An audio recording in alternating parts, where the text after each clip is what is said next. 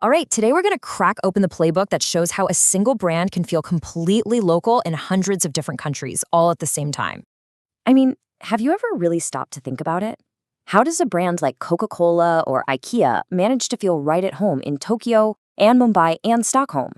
It's a huge, huge challenge, and the answer is way more interesting than you'd think. Because you see, the secret isn't just about having a killer product. Nope. It's all about mastering the environment you're walking into, really understanding it, and then adapting to it.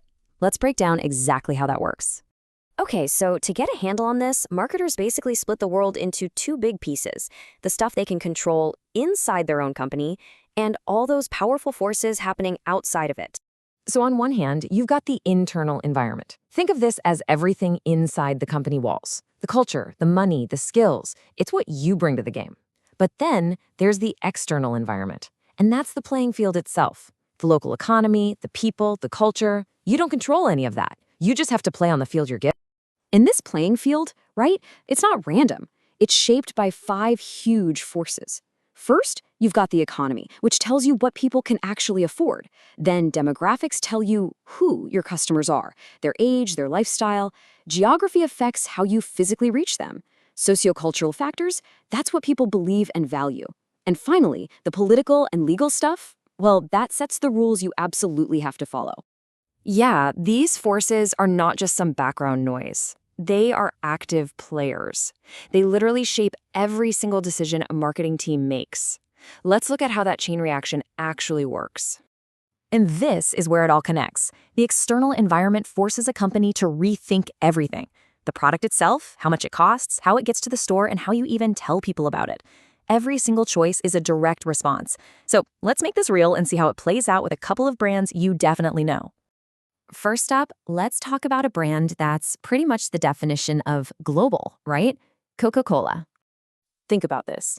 Coke is in over 200 countries. That's almost everywhere. Their empire wasn't built by just dropping the same red can all over the world. No way. They became masters of local adaptation, all while keeping that iconic brand we all recognize. So how do they actually do it? Well, check this out. In India, where mango is king, they sell mango-flavored drinks. They also offer smaller, cheaper bottles because they're playing in a price-sensitive economy. Then you jump over to tech-forward Japan, and you'll find them using AI-powered vending machines. And back in India, they use famous Bollywood actors in their ads to tap into that massive cultural influence. See? Total adaptation. When you put them side by side, the difference is just wow. In Japan, it's all about unique things like green tea Coke and high-tech convenience. But in India, it's a completely different game. It's about affordability, getting involved in the community, and leveraging celebrity power. Same brand, 2 totally different playbooks written by the local environment. Okay, so we've done drinks. Now let's switch gears completely and talk furniture. Let's look at the Swedish giant IKEA. You know IKEA's deal, right? That core idea of cost consciousness and clean, simple design. That's their internal strength. But their global success is all about how they apply that core idea to wildly different local economies. And trust me, they learned this lesson the hard way. When IKEA first landed in China, they ran smack into a huge wall. That economic environment we talked about, it meant that their famously affordable furniture was actually seen as a luxury good, way too expensive for most people. So what do? Well, they didn't just pack up and go home. They adapted, they got smart, they reacted to that external pressure by changing their whole operation. They started getting more materials from local suppliers and moved manufacturing to China to bring costs way down. They even had to teach people about the whole do-it-yourself concept, which was totally new there. And you can really see this custom-fit approach when you put 2 massive markets like China and India next to each other. In China, they had to slash prices after they launched.